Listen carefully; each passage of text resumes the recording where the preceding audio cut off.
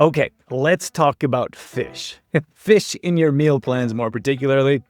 This is so interesting. I had no idea because we kind of grew up with having a variety of different foods, fish being one of them. I had no idea so many people in the West didn't enjoy or eat fish. Or when I say fish, I'm talking about seafood products, but often we'll hear from people in the Western Canada, many of our members come from, and there's a lot of people that won't eat fish. So they want a seafood-free menu, or fish in particular.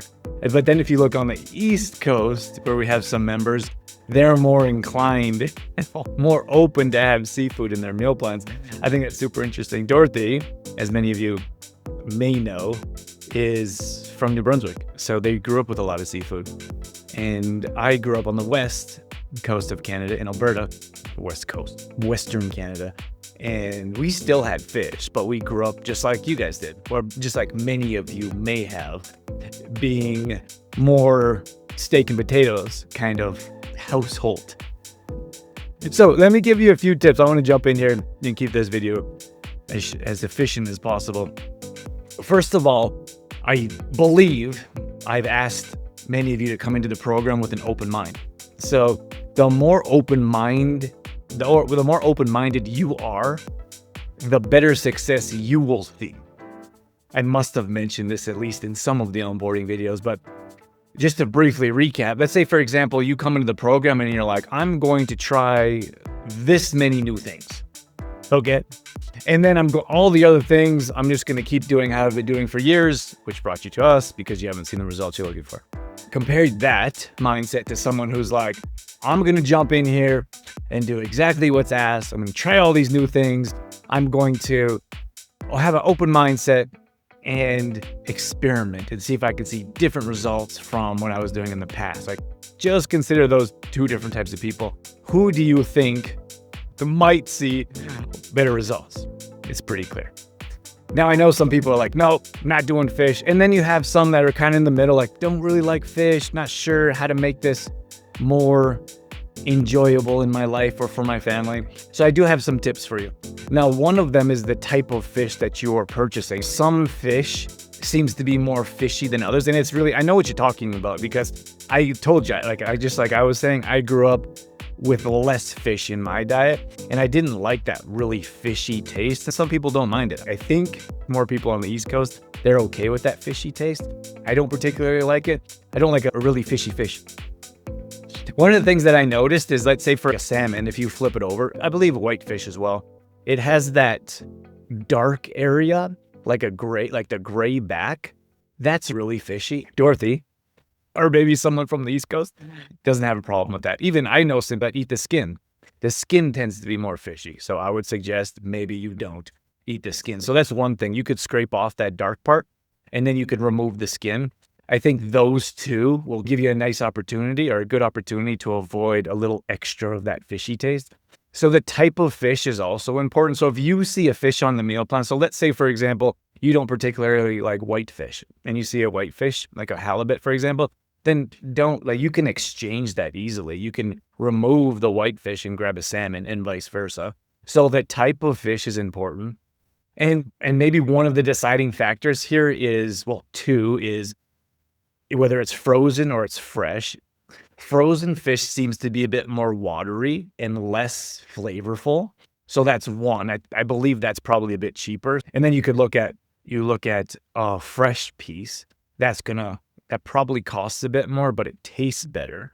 And then you could also look at farmed versus wild. Like, there's definitely a price difference. Wild is more expensive, but in most cases you get what you pay for. So the wild, which we recommend, those farmed fish, like what they're feeding them, genetically modified corn products, probably not the best option.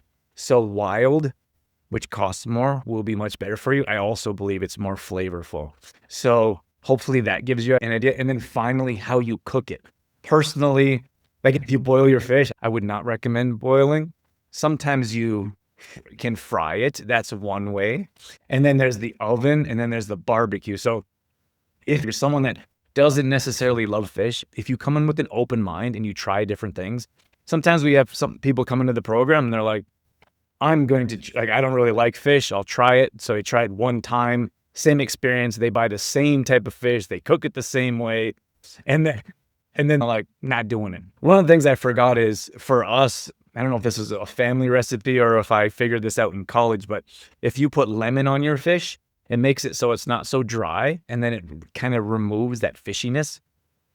That's something that I think that we grew up with that as a family. Or maybe that's an Alberta thing because Dorothy's like, you guys put lemon on your fish? I was like, yes, we do.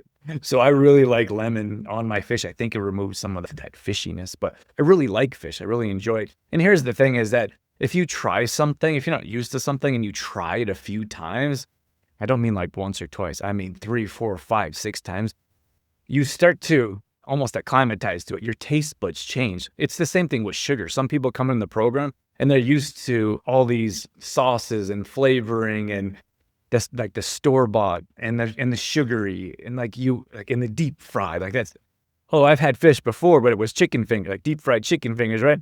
That's not really fish. I wouldn't consider that a healthy meal, seafood meal. So come in with an open mind. Try new things, try different types of fish, different ways to cook it, different flavoring or seasoning.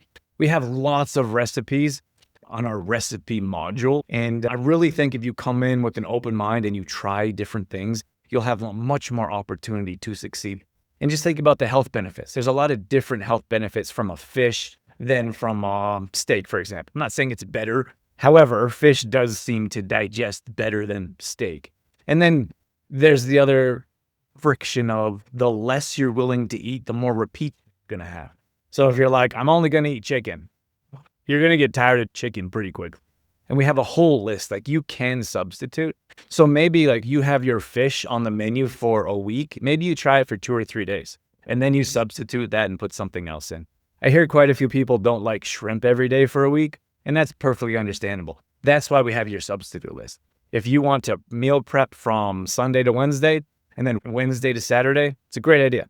Why not mix it up a little bit? Just be conscious of the more you mix things up, the more you alter your results because we have things set for you and they're set like that on purpose so you can see the best results. But I'm hoping this will clear things up a little bit for you guys, or at least to give you either a different mindset or different ideas when it comes to fish in particular. Widen your scope of success and give yourself the opportunity to try something new, try something different. When you go to the restaurant, you always get the same thing. Maybe you switch it up and get something different. I think the wider scope that you have to set yourself up for success, the better opportunity you have. So that's all I have for you for fish in particular. Any questions? Drop them below and we'll help out however we can. Have a great day.